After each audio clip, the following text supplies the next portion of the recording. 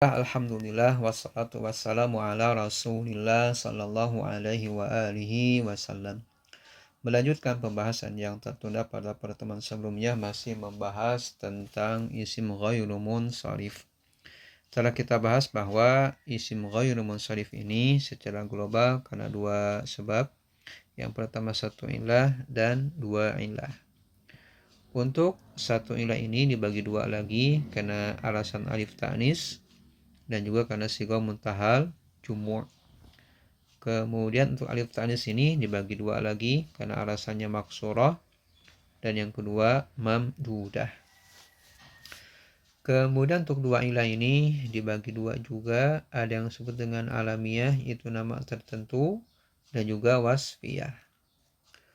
Untuk alamiah ada 6 macam karena alasan ta'nis, mujmah, tarkib, tambahan alif dan nun, wazn fi'il, dan adal.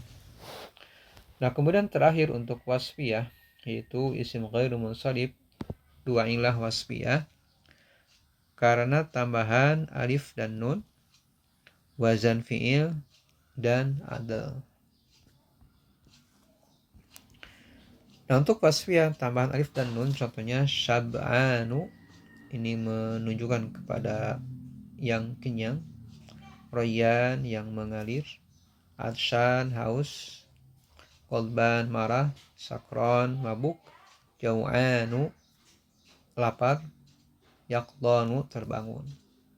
Ini tidak bisa ketika rafa atau nasab ditanwin, dan ketika dia khafat maka cukup dengan harokat fathah pengganti dari kasrah. Contoh ro'a itu misalnya marartu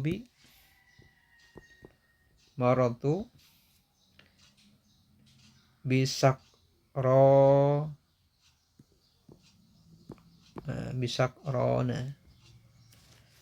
saya berpapasan dengan orang yang mabuk. Nah, maka di sini tidak bisa dengan sakroni atau sakronin. Kenapa? Karena dia isim ghairu munsharif, dua ilah wasfiyah. Kemudian yang kedua, isim ghairu munsharif dua ilah wasfiyah karena wazan fi'il. Contohnya akbar, maha besar, aswad, hitam, ahmar, merah.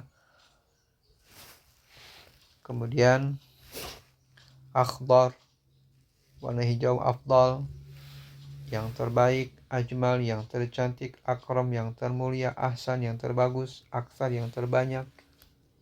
Ini tidak bisa ketika khafat dengan kasrah, misalnya ro'a itu misalnya marartu bi afdalin, nggak bisa. Marartu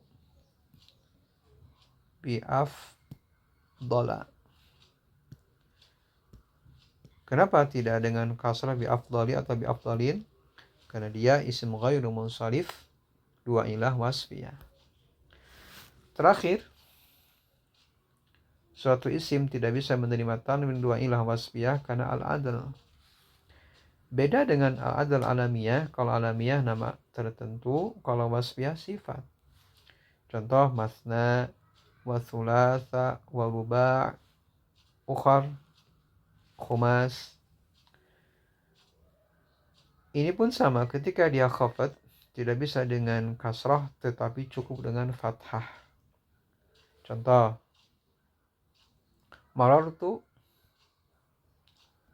bi ukhara, bukan dengan bi ukhari atolin. Ya, kenapa? Karena dia isim ghairu munsharif, dua ilah wasfiyah ada.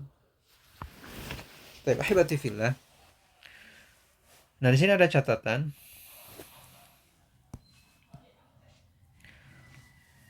bahwa isim ghairu munsharif dikhafatkan dengan harokat fathah. Syaratnya dia terbebas dari alif lam dan mudhaf. Jika ada dua hal ini, bisa ada alif lam di bawahnya, atau karena dia sebagai mudhaf ilaih posisinya, maka di kasrah seperti layaknya i'rab khafad. Contoh isim ghairu munsharif dalam Al-Quran, wa antum akifuna fil masajid. Dan di sini harokatnya kasrah. Kenapa? Karena ada alif lam. Tetapi kalau misalnya alif lamnya dibuang, maka penggantinya adalah fathah. Wa antum akifuna fil masajid. Kenapa? Karena dia kosong dari alif lam. Contoh terakhir, bahwa isim yang ghairu munsharif kembali dengan harokat kasroh ketika khafad apabila dia posisinya mudhaf. Contoh, alaihissallahu biahkamil hakimin. Nah, di sini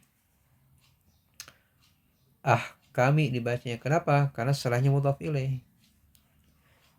Jadi dia posisinya mudhaf dan hakimin mudhaf ilaih. Tapi kalau misalnya ini dibuang, maka bacanya alaihissallahu biahkama.